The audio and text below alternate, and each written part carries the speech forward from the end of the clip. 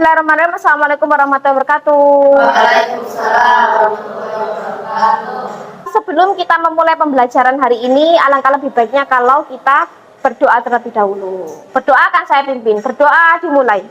Bismillahirrahmanirrahim. Amin. Selesai. Apa kabar anak-anak hari ini? Alhamdulillah, luar biasa, maju bersama, hebat semua. Ratna tak suruh ngulangi lagi loh ya. Ya sendirian Ratna. Apa kabar Ratna hari ini? Alhamdulillah, luar biasa, maju bersama, hebat semua. Keren banget Pak. Siapa yang gak masuk hari ini? Lengkapkah kelasnya? Mbak Yatina kemana? Sakit? Oke, sebelum kita masuk ke materi, saya mau tanya dulu. Kita kemarin sudah membahas soal apa?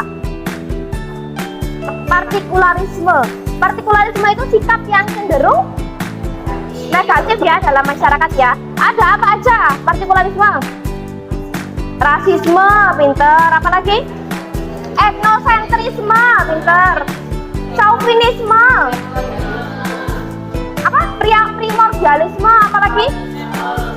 Nepotisme, sudah? Separatisme, ada lagi?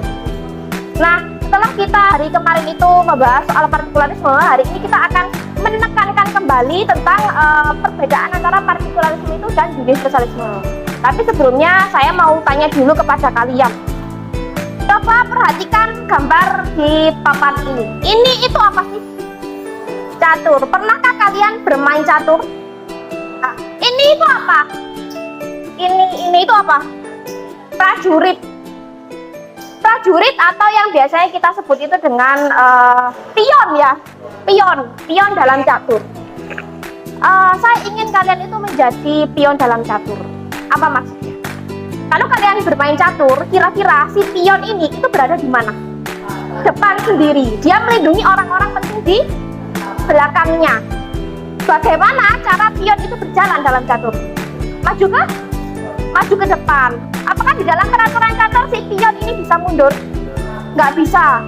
Si pion itu peraturannya kalau kita main catur, pion itu tidak bisa mundur.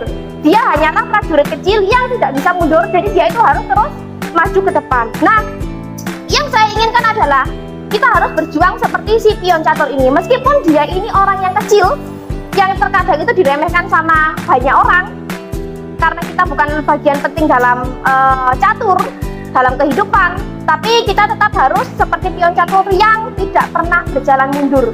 Ketika nanti si pion catur ini sudah mencapai paling ujung sendiri, ada di papan lawannya, apa yang terjadi?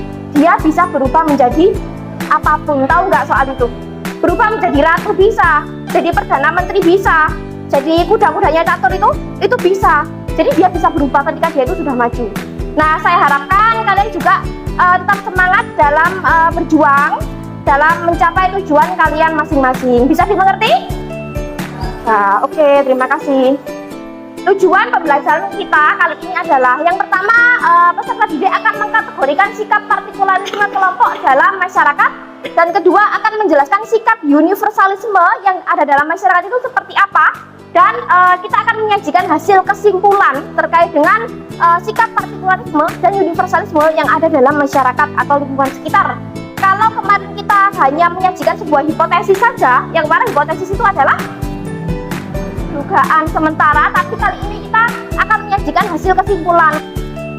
Oke, ini saya akan menayangkan sebuah video. Apakah video ini termasuk partikularisme atau justru universalisme? Silakan.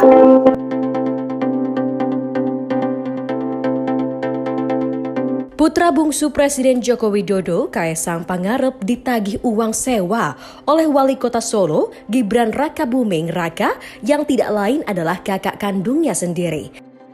Menurut Gibran, tarif sewa Stadion Manahan yang diberlakukan untuk adiknya itu sama dengan tarif yang berlaku untuk orang lain. Wali Kota Solo itu juga menyampaikan kalau penagihan uang sewa stadion kepada Kaisang Pangarep akan dilakukan oleh Dispora. Oke, sudah.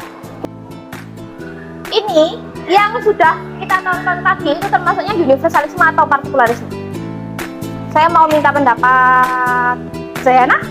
Menurut saya universalisme karena nggak beda-bedakan, mengutamakan kepentingan bersama daripada itu. Termasuk universalisme, soalnya nggak beda-bedain uang sewanya sama orang-orang lain walaupun Kaisang itu adiknya sendiri. Oke, terima kasih Zayana dan Naila yang telah memberikan pendapatnya. Jadi benar sekali apa yang dikatakan Zayana dan Naila ini. Nah, seperti itu. Ada yang mau ditanyakan terkait dengan universalisme? Oke, bisakah kalian membedakan antara partikularisme dan universalisme? Sudah bisa? Kalau begitu saya minta kalian untuk berkelompok dengan kelompoknya masing-masing yang kemarin untuk membahas soal kesimpulan.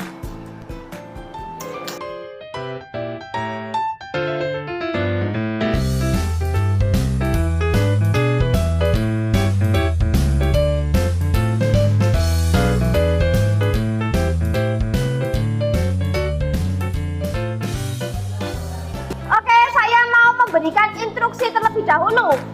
Coba saya mau lihat LKPD-nya masing-masing. Baca diakhiri dulu ini menulisnya. Di sini kita kemarin sudah mengisi kolom hipotesis, yaitu dugaan sementara. Setelah kalian melakukan wawancara, coba kalian tulis di sini pengumpulan data wawancaranya itu hasil singkatnya seperti apa dan siapa yang kemarin diwawancara. Setelah itu kita verifikasi di sini, di verifikasi data apakah wawancara kalian kemarin itu sesuai dengan hipotesis. Oke, setelah itu analisis. Kalau tidak sesuai, itu ternyata tidak sesuainya di bagian apa? Adakah yang berbeda? Lalu kalian menarik kesimpulan. Kira-kira adakah kecenderungan antara sikap partikularisme dan universalisme dan lebih cenderung yang mana? Atau boleh kalau misalkan kalian menemukan data ternyata ya partikularisme dan universalisme itu seimbang ternyata. Ada nih universalisme tapi juga ada partikularismenya. Boleh, gak apa-apa. Setelah itu kalian akan menayangkan video kalian wawancara di papan, lalu kalian mempresentasikan juga hasil kesimpulannya seperti apa. Ada yang mau ditanyakan? Lebih cenderung partikularisme atau universalisme menurut partikularisme? Universalisme ini tapi ada nggak? Atau hampir tidak ada? Jadi partikularismenya itu karena apa aja yang kemarin? Egoisnya itu dari satu pihak atau saling? Dua-duanya. Terus apa lagi? Gak mau ngalah ya? Jadi ini hasilnya kayak wawancara ini SMP sama SMA itu sama-sama kayak punya iri, saling iri, dan terus juga punya ternyata bapak itu gini. Saya nggak ngerti hasilnya SMA gimana, juga SMP. Jadi kayak juga iri juga ada, terus kayak mengerti. Jadi imbang. Coba lihat di kelompok sampean itu lebih cenderung partikularis atau universalis? Imbang ya. Kalau partikularisnya kayak gimana? Dan maksudnya ini angkatan ya? Ya. Terus Terverifikasi ternyata lebih universal. Misalnya seperti apa universal? kayak katanya gini, kita kan dari sekolah itu punya rasa kayak bersamaan, jadi kayaknya kalau misalnya kita sefrekuensi itu jadi kita semangat belajar. Ya. Sudahkah selesai semuanya? Sudah, pintar sekali. Oke, mari kita presentasikan. Oke, sekarang perhatikan dulu. Oke, silakan. Siapa yang mau presentasi duluan, silakan maju ke depan. Saya akan menayangkan video kalian. Mana kelompok satunya? Assalamualaikum warahmatullahi wabarakatuh. Waalaikumsalam. Kami kelompok 3 akan menayangkan video berikut. Saksikan. Now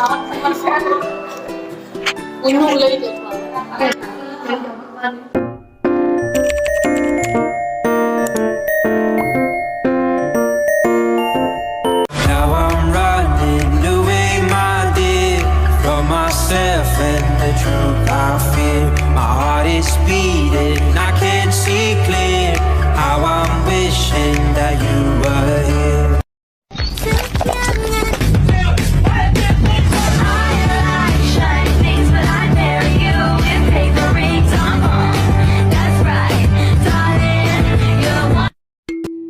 Jadi itu hipotesisnya kan sikap siswa-siswi SMA Islam Sabil Rosyad dalam perbedaan kelompok.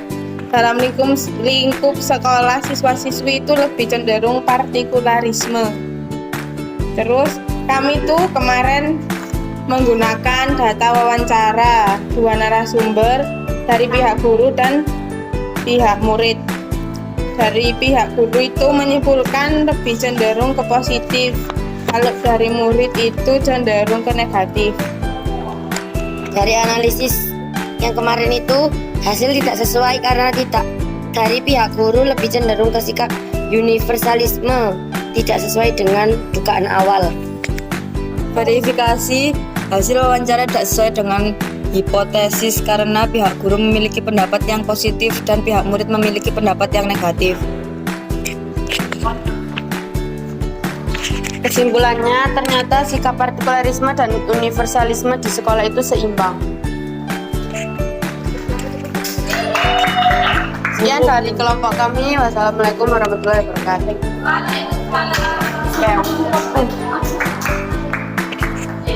Oke, mari kita beri aplaus yang meriah untuk kelompok 1. Selanjutnya kelompok 2, silakan maju ke depan. Assalamualaikum warahmatullahi wabarakatuh. Kami dari kelompok 2 akan mempresentasikan hasil wawancara kami.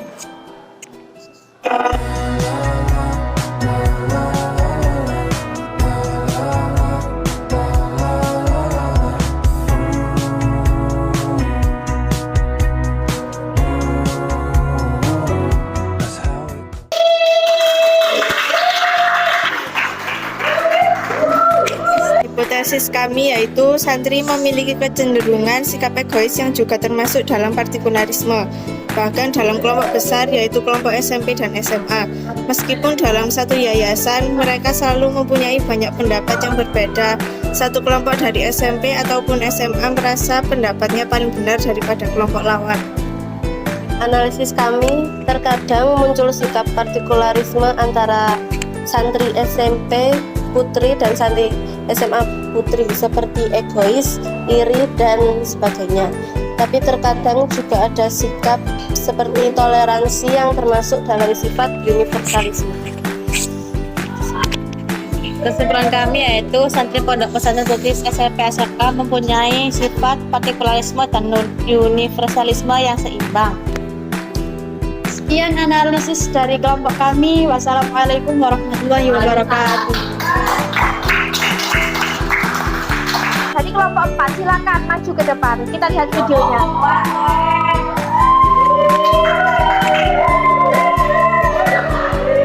Assalamualaikum warahmatullahi wabarakatuh. Kami dari kelompok 4 akan mempresentasikan hasil wawancara saya. Lihatlah video ini.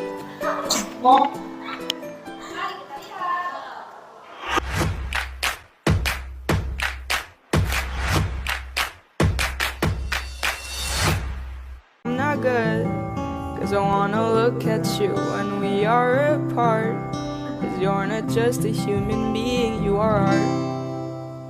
So don't be scared. 'Cause even if I look everywhere, your colors caught my eye and you're my favorite sight to see.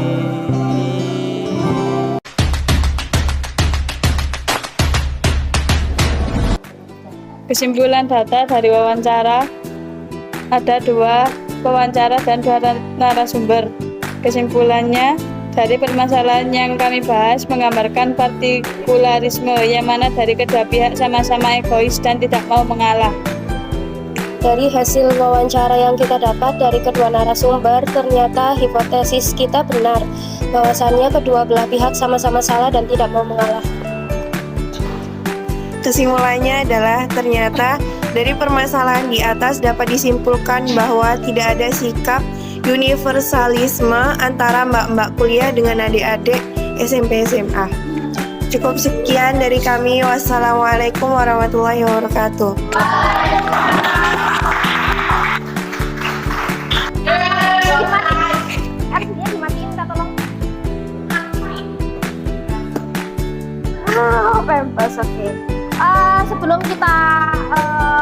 pembelajaran. Saya mau minta dulu kesimpulan dari pembelajaran hari ini. Apa sih yang bisa kita pelajari hari ini? Dan universalisme. Karena kita itu kan ditimbulkan apa sih sikap partikularisme dan universalisme? Apa yang menimbulkan sikap partikularisme dan universalisme itu ada dalam masyarakat? Perbedaan, pinter. Seperti itu. Perbedaan ada apa?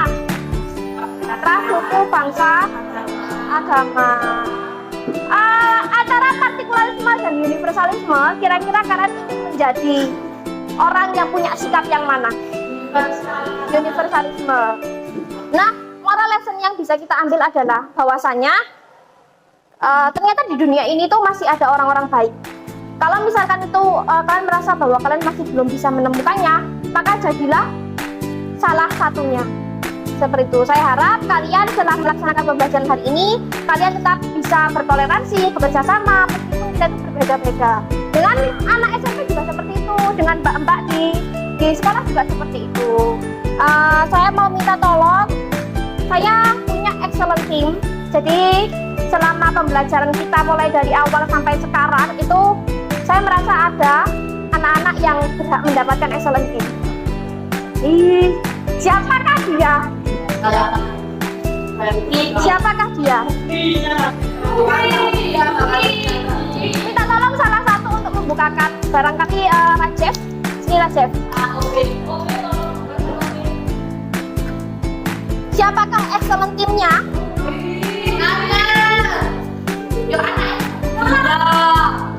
Saya ya semua. Siapakah kira-kira excellent timnya?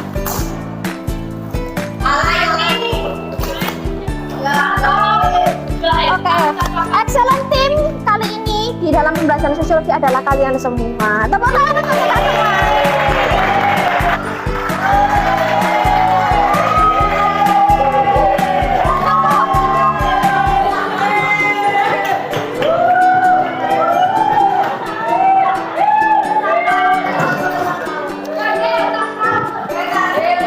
Ayo, minta tolong dibagikan.